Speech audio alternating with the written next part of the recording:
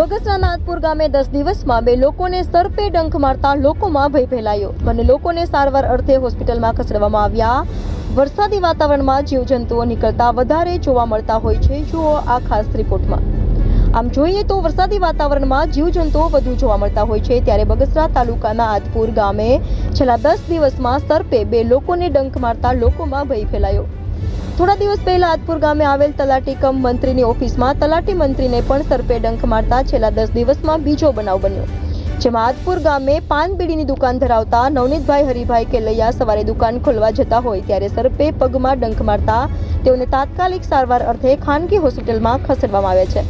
છેલ્લા 10 દિવસમાં 2 લોકોને સર્પે ડંખ મારતા લોકોમાં પણ ભય ફેલાયો। ઘટનાની જાણ થતાં જરેશભાઈ કેલૈયા, વિરલભાઈ કેલૈયા સહિત લોકો દોડી આવ્યા હતા અને નવનીતભાઈ કેલૈયાને તાત્કાલિક સારવાર અર્થે હોસ્પિટલમાં ખસેડવામાં આવ્યા છે। ત્યારે ગામ લોકોએ આવા જીવજંતુઓ ગામની અંદર હોય તેને દૂર કરવામાં આવે તેવી માંગ કરી રહ્યા છે। Reporter Ashok Manvar, India 24 news, Amreli.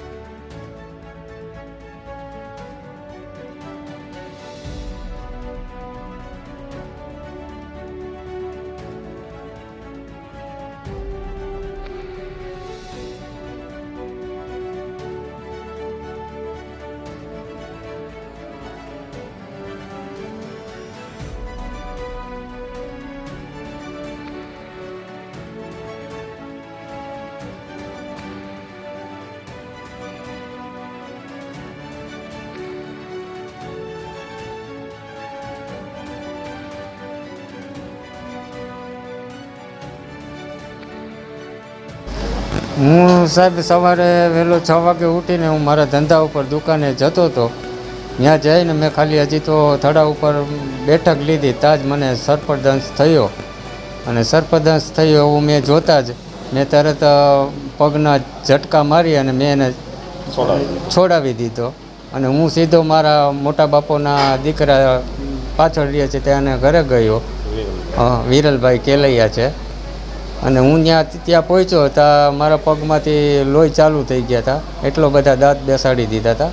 પછી હું ઘરે આવ્યો અને તાત્કાલિક અમારા ગામની 4 વ્હીલ સાથે અમે દવાખાને પ્રાથમિક સારવાર લીધી અને આ પહેલાં અગાઉ અઠવાડિયા 10 દિવસ પહેલાં આવી રીતના એક બનાવ બનેલો છે સર્પદંશનો। હવે વન વિભાગ કોઈ યોગ્ય કાર્યવાહી કરે તો સારી વાત છે। અમારા ભાઈ નવનીતભાઈ કેલૈયાને સવારમાં 6 વાગ્યામાં સાપ કર્યો। મારું ગામ નાથપુર, બગસરા તાલુકાનું, અમરેલી જિલ્લો। મારું નામ વિરલ ભુવનશંકર કેલૈયા। તે અમારી ભાઈ મને સવારમાં 6 વાગે ઉઠાડવા આવ્યા કે સાપ કર્યો, એટલે તરત અમે ગામના ચંદુભાઈ કરીને છે પાથર, એની ગાડીમાં 4 વ્હીલ લઈને કામડિયા સાહેબની દવાખાને આવ્યા। તાત્કાલિક સારવાર મુજબ અત્યારે સારું છે। આ રીતના અમારા ગામમાં બીજો બનાવ બનેલો। અમારા તલાટી મંત્રી નાથપુર ગ્રામ પંચાયતની અંદર ત્યારે એને 8-10 દિવસ પહેલાં એને આવું થયું હતું, તાત્કાલિક અમરેલી એને લઈ ગયા હતા સારવાર આપવા। એ અત્યારે એને પણ સારું છે, જેથી કરીને આવું બીજી વાર ન બને। અમારા ભાઈને અત્યારે તો બહુ સારું છે। સવાર 6 તમે પૂગી ગયા હતા દવાખાને।